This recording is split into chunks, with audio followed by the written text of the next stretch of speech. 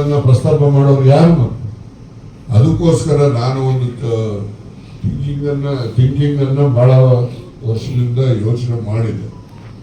ಈ SC ಮತ್ತೆ ST ಹೆಂಗೆ ರಿಸರ್ವೇಶನ್ ಇರೋದೆ ಹಾಗೆ OBCಗೂ ಕೂಡ ಅಸೆಂಬ್ಲಿಗಳಲ್ಲಿ ಪಾರ್ಲಿಮೆಂಟ್ ಅಲ್ಲಿ ರಿಸರ್ವೇಶನ್ ಕೊಡಬೇಕು. ಈಗ 50 ಲಕ್ಷ ಇದ್ದಾರಪ್ಪ ಒಬ್ರು MLA ಇಲ್ಲ, ಒಬ್ಬ MLC ಇಲ್ಲ. ಮತ್ತೆ ನಿಮ್ ಕಷ್ಟ ಸುಖ ಯಾವನು ಹೇಳ್ತಾನೆ? ಯಾರು ಕೇಳ್ತಾರೆ? ಈ ಕೃಷ್ಣಪ್ಪಂತೂ ಹೋದ್ಮೇಲೆ ಮುಗ್ದೇ ಹೋಯ್ತು. ಇರ್ಬೋದು MLCಗೆ ಶ್ರೀನಿವಾಸ್ ಇರ್ಬೋದು, ಬೇರೆ ವಿಚಾರ.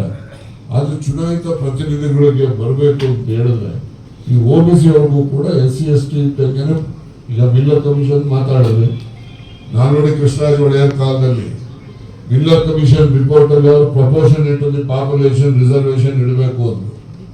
ಅದನ್ನ ನೋಡಿ ದಿವಾನ್ರು ವಿಶ್ವೇಶ್ವರಯ್ಯ ರಾಜೀನಾಮೆ ಕೊಟ್ಬಿಡ್ತಾರೆ, ಇದನ್ನ ಜಾರಿ ಮಾಡೋದಿಲ್ಲ, ಇದು ಮಾಡೋದು ಸರಿ ಇಲ್ಲ ಅಂತ ಹೇಳಿ ರಾಜೀನಾಮೆ ಕೊಟ್ಟೋಗ್ತಾರೆ. ಅವ್ರು ರಾಜೀನಾಮೆ ಕೊಟ್ಟೋದ್ಮೇಲೆ ಅವ್ರ ಅರಸರು ಅಂತ ಹೇಳಿ ಅವ್ರ ಹೆಸರು ಪೂರ್ತಿ ಹೆಸರು ಜ್ಞಾಪಕ ಬರ್ತಾ ಇಲ್ಲ. ಅವರು ದಿವಾನ್ರಾಗಿ ಇದನ್ನು ಜಾರಿ ಮಾಡ್ತಾರೆ ಎಲ್ಲಿ ಮೈಸೂರು ಸಂಸ್ಥಾನ.